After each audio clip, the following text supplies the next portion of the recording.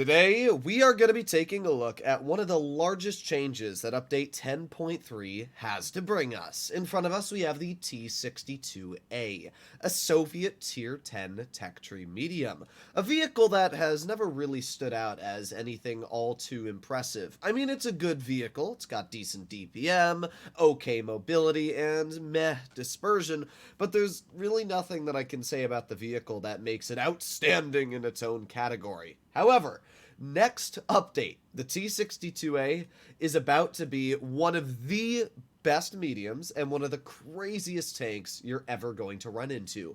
Let's first of all take a look at the statistical changes the vehicle is going to have, and then most notably, the armor changes. And I'll be letting you know whether I think these are good changes for the game or bad. Let's start off with the DPM. It's actually losing quite a bit, going from 3,154 base to 3,037.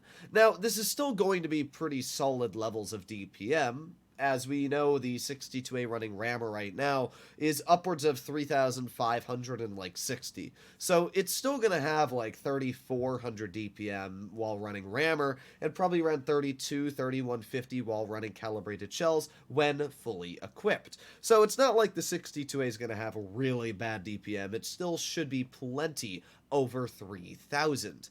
The vehicle is gaining damage per shot though, which is going to be quite nice, going from 310 to 330. One of the things I've always personally disliked about Soviet mediums is the alpha per shot. I like hitting hard because it means you have to poke less, you have to bleed less to deal the damage. The 62A has always been a tank where I always feel like, I gotta keep poking and poking and poking to deal damage. So increasing it by 20 to 330 is going to be quite nice. And the HE is also getting 20 more, going from 420 to 440. So this vehicle is going to hit really, really hard with an HE shell. But obviously, to make up for this, the rate of fire is going down at 1 round a minute, from a 5.9 second reload base to a 6.52. And the bigger nerf is the dispersion, going from 0.336 base to 0.345. So yeah, the 62A is not what I would consider an accurate medium to begin with. I think fully equipped it's around 0.317.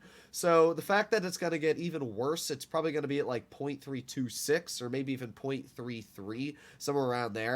That's not going to be very good, I'm not going to lie. It's going to be more like a Progetto Caro on its accuracy levels. Its turret traverse is losing a little bit, but nothing really noticeable. The engine power is getting worse, and the terrain resistances are getting a bit worse. As we can see, the effective power to weight on hard, medium, and soft terrain is getting slightly worse. But none of these changes are big enough that you'll really notice a difference. The effective power to weight is only going down by about 1 on medium terrain, which is the most common terrain in the game.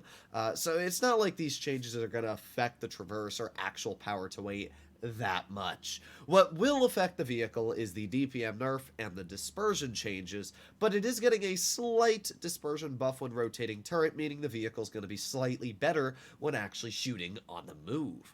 Okay, so some weird changes so far. I would say that they're not bad or good for the tank until we take a look at the armor. Now, we got to scroll for quite a bit to actually find the armor, but here we go. We can compare the current 62A to what's happening. If you take a look, that upper plate is getting quite a bit more orange. Right now, the T-62A against AP ammunition on the upper plate is around 195, which is pretty strong. It's not terrible at all. And loading heat, it's around 230 because it's an angled surface. So it's not like good, but you're not going to be HE'd, you know, like anything loading HE shells is obviously not going to cut through the lower or upper plate. So that's the good thing about the 62A. It does have some weak turret cheeks, so loading heat shells, you're easily going to cut through the turrets. They're about 270 millimeters thick, and even fully haul down, as you can see, the 62A gets penned by AP ammunition, and even while angling, you can just load heat and cut right through it. So it's not like this vehicle has anything impressive when it comes to armor. The turret nor the hull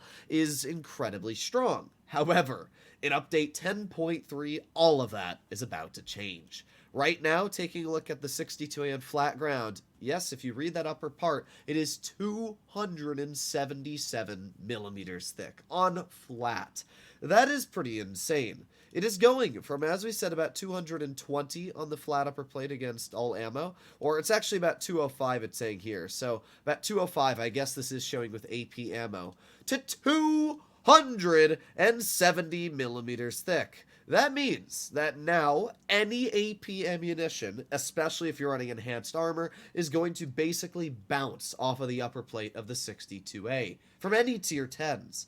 That is absolutely insane. The only vehicles that are going to butter through the upper plate are going to be tank destroyers, and even then, 280 to 290 millimeters on flat is going to make it very challenging to confirm that your AP shells are going to cut through the vehicle. Essentially, think of this vehicle like a mini 113, where the upper plate is only going to be penetrable by heat shells, and even then, it's going to be quite tricky. The lower plate is also going to be quite strong at 208, however, it's obviously not going to be nearly as strong. Even if you're angling, the majority of shells are going to cut right through that. But angling the 62A around a corner where you're just barely showing your track wheel, the upper plate at this angle is 340 millimeters thick.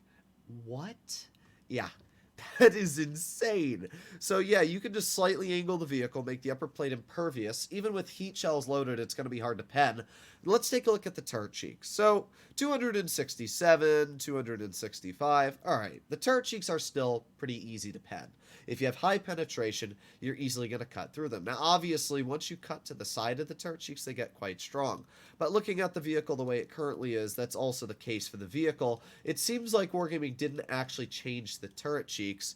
There's a pretty easy way to check. We can just kind of like, it definitely looks like they made them stronger, but it looks like they've only made the upper part stronger here, and they haven't actually changed the turret cheeks themselves. So essentially, if you dome the 62A right on the edges, you'll still pen it the majority of times, which is something to keep in mind. Although while hull down, the vehicle's still going to be very tricky to cut through. Look at this upper plate armor hull down. I mean, what? 350. I mean, what the heck? So, the 62A next update is going to be a beast. There are a lot of people, including myself, that believe the STB is going to be a Goliath amongst mediums in tier 10. But the more and more I take a look at the changes happening to all the vehicles, like as I went over in a previous video, I mean, the Patton's getting turret cheeks that are 340 millimeters thick hull down. How are you going to pen that? It's not just that the STB is getting a buff here. It's the fact that, like, all of the mediums are getting absolutely massive buffs. Even though the 62A is losing accuracy and a bit of DPM, it doesn't matter when you literally cannot pen it in other mediums. Do I think that this is a good change for the game? No, I don't. I don't think it's going to be a good idea to make a medium have more armor than a heavy. I think that's a pretty poor idea, at least in my personal opinion. I mean, yeah, I don't really know what to say. Like, we can compare the armor of a 113 to the 62A. On flat ground, the 113's upper plate's around 312, and you can't pen this at all with AP ammunition. So you can imagine how basically the 62A slightly angled is the same effective armor as now a tier 10 heavy. Like, what? Oh well, hopefully you enjoyed the video. Let me know what you guys think about this tank in the comments down below. Bye-bye.